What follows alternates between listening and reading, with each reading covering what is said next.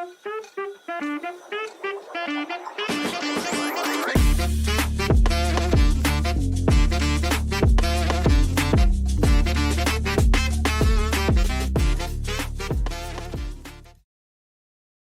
वालेकुम, मैं हूं विशाल शाकिर। और अभी रिसेंटली जब हम अपने सोशल मीडिया प्लेटफॉर्म्स को स्क्रॉल कर रहे थे तो दो डिस्टिंक्ट किस्म के क्लिप्स मेरे सामने से गुजरे जिस पर मियाँ साहब से डिस्कशन हुई और हमने सोचा इसके ऊपर एक डिटेल वीडियो होनी चाहिए।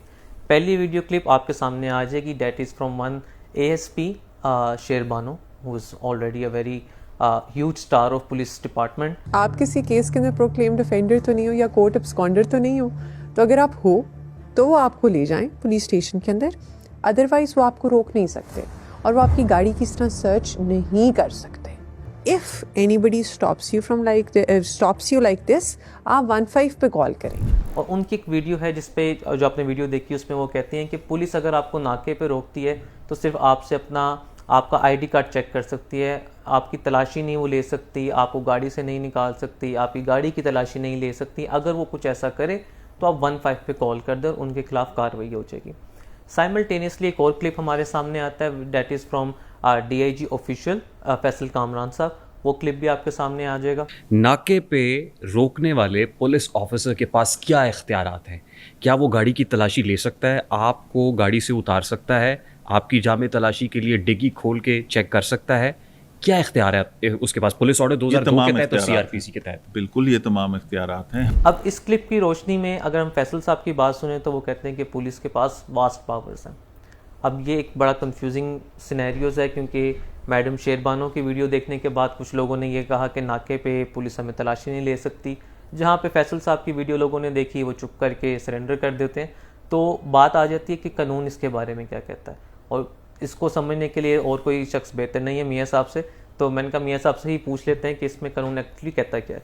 अस्सलाम वालेकुम मियाँ साहब। कंफ्यूज कर देते हैं जब पुलिस वाले भी सोशल मीडिया पे आते हैं और वो फिर ऐसा कानून बताते हैं कि या तो हम परेशान हो जाते हैं या आवाम परेशान हो जाती है। किसकी बात माने, शेर बानो साहिबा की बात माने या फैसल साहब की बात माने? अच्छा, मैं आपको थोड़ा सा एक बात बताऊं कि आई बिलीव कि दैट लर्नड ऑफिसर शेर Bano Naqvi was taken out of the context. उसकी वजह ये है कि इवन जब भी हम वीडियोस बना रहे होते हैं तो उसके अंदर जो चीज़ ज़्यादा मार्केटेबल सेलेबल होती है वो चंक काटा और उसको पोस्ट कर दिया गया हुआ। और दूसरी तरफ देखा जाए विशाल जी, मैं आपको बताऊं, whatever Sher Bano Naqvi said, she wasn't wrong and I will prove you how. And whatever Faisal Kamran is saying, he is perfectly fine as well. And that's the, gimmickry or a jugglery of a lawyer. And I'll prove you how. अच्छा, what Sher Bano Naqvi was referring to, that was with reference to कि जी police की power के। अगर आपने CRPC को देखना, और let alone being a lawyer, I will restrict myself only to the extent of CRPC. I will not go to the police order, police rules, वहां पे तो उसको छोड़ दो ना, क्योंकि वो तमाम के तमाम सप्लीमेंट करते हैं जिस सेक्शन का मैं रेफर करने लगा हूं, that is section 54 of CRPC। बिल्कुल ठीक है। What Sher Bano Naqvi said in that video, the context of that video, even the word by word, what she said is to be read in conjunction with section 54, she was perfectly fine. How? What she said in her video, she said कि जी अगर police वाले ने आपको किसी नाके पे रोका है तो वो एट मैक्स क्या कर सकते हैं, वो आपसे आपका CNIC मांगेंगे। उनके पास एक ऐप होगी, they will put your CNIC in that app, और उसके बाद का जो कॉन्टेक्स्ट है that is exactly what is provided in section 54। क्योंकि बहुत सारी चीजें जो सेक्शन 54 में पावर ऑफ अरेस्ट है विदाउट वारंट स्पेसिफिकली, वो ट्रिगर होनी है उस CNIC का उस ऐप में जाने के बाद। अच्छा, वो कैसे? सेक्शन 54 9 सिनेरियोज को जो है ना वो केटर करता है। 9 किस्म के डिफरेंट सर्कमस्टांसेस हैं जिसके तहत police can arrest without warrant. For instance, पहले सिनेरियो के अंदर कहते हैं अगर आप, यानी 54 का सबसेक्शन 1 को देखा, अगर आप फर्स्टली के अंदर अगर आप रिक्वायर्ड हैं किसी कॉग्निजेबल ऑफेंस के अंदर, and you know it for a fact, हम एज अ लॉयर क्या करते हैं, जब आपके पास एक्यूज्ड आया कोई बेल करवाने के लिए, उसे कहता है पर्चा दो, FIR। सर मैं थाने गया, मैंने फाड़ लेंगे, मैं उसे क्या कहता हूं, अपना CNIC दो। हम अपने क्लर्क को कहते हैं जाओ हाई कोर्ट से वो क्या करते हैं, एक सिस्टम है जो इंटीग्रेटेड है पूरे के पूरे पंजाब पुलिस का। आप CNIC डालो, उसी वक्त निकल आ जाता है उसके पास FIR है क्या। सो व्हाट शेरबानो नकवी सेड कि जी वो आपसे आपका CNIC मांगेंगे, उस ऐप में डालेंगे और देखेंगे अगर ये बंदा किसी कॉग्निजेबल ऑफेंस में रिक्वायर्ड है तो फिर क्या होगा। वो उसे कहेंगे भाई तुम्हारे ऊपर ये 406 का पर्चा हुआ है, तुम्हारे पे 302 का पर्चा हुआ, तुम्हारी कोई बेल हुई है दिखाओ। अगर नहीं हुई हुई तो then they can arrest without warrant because he is required in some case. और ये अभी सिर्फ मैंने रखा है कि अगर कोई बंदा कॉग्निजेबल ऑफेंस के, ये पहले सिनेरियो के अंदर। दूसरे सिनेरियो के अंदर वो कहते हैं कि अगर किसी बंदे को उनकी सस्पेशन हो कि उसने हाउस ब्रेकिंग की हुई है। आई मीन आप नाकों के ऊपर जाते हो और जाके देखते हो कि आपको रोकते हैं और police has a reasonable suspicion that you are involve in some kind of a house breaking, तो they can arrest you without warrant. अगली डिबेट में बाद में आएंगे कि वो अरेस्ट है कि नहीं है, लेकिन वो वहां पे उसको कर सकते हैं। तीसरे सिनेरियो के अंदर अगर कोई बंदा, again I will bring Sherbano Naqvi into this, again आपसे CNIC मांगा और प्रोक्लेम्ड ऑफेंडर, अगर वो प्रोक्लेम्ड ऑफेंडर है तो हर थाना बकायदा उसका रिकॉर्ड रखता है, एब्सकॉन्डर का रजिस्टर अलहदा, प्रोक्लेम ऑफेंडर का रजिस्टर अलहदा, और इनके इंटीग्रेटेड सिस्टम के मुताबिक वो फौरन से पहले आ जाता है कि ये बंदा प्रोक्लेम ऑफेंडर है कि नहीं, इस पे कितने पर्चे हैं, जिसको CRO वगैरह भी आप देखते हैं वो उसके अंदर पूरा का पूरा आ जाता है। अगर कोई बंदा इश्तिहारी है, police is allowed by law to arrest that person and they don't need any kind of a warrant from anywhere to go कि जी वारंट लेके आएंगे फिर इसको। सो तीसरे सिनेरियो के अंदर प्रोक्लेमेशन अगर किसी बंदे की है उसको अरेस्ट कर सकता है। दूसरा, चौथे सिनेरियो के अंदर अगर पुलिस को रीजनेबल बिलीफ है इस बात की कि इसके पास कोई स्टोलन प्रॉपर्टी है। जस्ट इमेजिन मियां साहब दफ्तर से निकले हैं, अपनी टूटी पजी गाड़ी के ऊपर घर जाने लगे हुए हैं और गाड़ी के अंदर जेवर भी पड़ा हुआ है, गाड़ी के अंदर ब्रीफ केस के पैसे भी पड़े हुए हैं, और किसी नाके पे फोर्ट्रेस स्टेडियम के पास उन्हें रोक लिया है और वो जाके उनसे पूछते हैं कि जी ये भाई साहब कहां से आया हुआ है। So they have a reasonable suspicion कि ये स्टोलन प्रॉपर्टी है, दे कैन स्टॉप यू। फिर उसके बाद अगर कोई बंदा, आपने बहुत ज्यादा 9th में केसेस के अंदर देखा हो, पुलिस ऑब्स्ट्रक्शन के अंदर भी आपको अरेस्ट किया जा सकता है। यानी अगर आप किसी को, पुलिस को उसकी लॉफुल ड्यूटीज डिस्चार्ज करते हुए, आप, हम लोगों का ऑफिस माल पे है, आए रोज यहाँ वकालत इस सड़क पे कम होती है और प्रोटेस्ट ज्यादा होते हैं, तो वो अगर आप पुलिस वाले उधर अपनी ड्यूटियां वहां परफॉर्म करने लगे हुए हैं और आप पकड़ के ईंटें मार रहे हो, जूतियां मार रहे हो, डंडे सोटे चलाने लगे हो, you are obstructing that police officer to discharge his lawful duties, and in that scenarios वो उठा के गाड़ियों में, कैदी वैगनों के अंदर डाल रहे होते हैं, that is also they can do that। छठे सिनेरियो के अंदर विशाल, अगर कोई डिजर्टर है फ्रॉम आर्म्ड फोर्सेस से तो उस सिनेरियो के अंदर भी उसको अरेस्ट किया जा सकता है विदाउट। और सातवां, जो कि मेरा बहुत फेवरेट सब्जेक्ट है, that is transnational criminal law. ऐसा ऑफेंस जो कहीं बाहर पे कमिट किया हो और लेकिन वो यहाँ पाकिस्तान के अंदर भी वो हो, तो उस सिनेरियो के अंदर भी आप उसको अरेस्ट कर सकते हो। और 8वें सिनेरियो के अंदर 565 सब सेक्शन 3 के अंदर जो अगर उसका कोई कॉन्विक्ट है, उसकी टर्म्स एंड कंडीशन को वायलेट करे तो उसको भी अरेस्ट किया जा सकता है, जो है ना।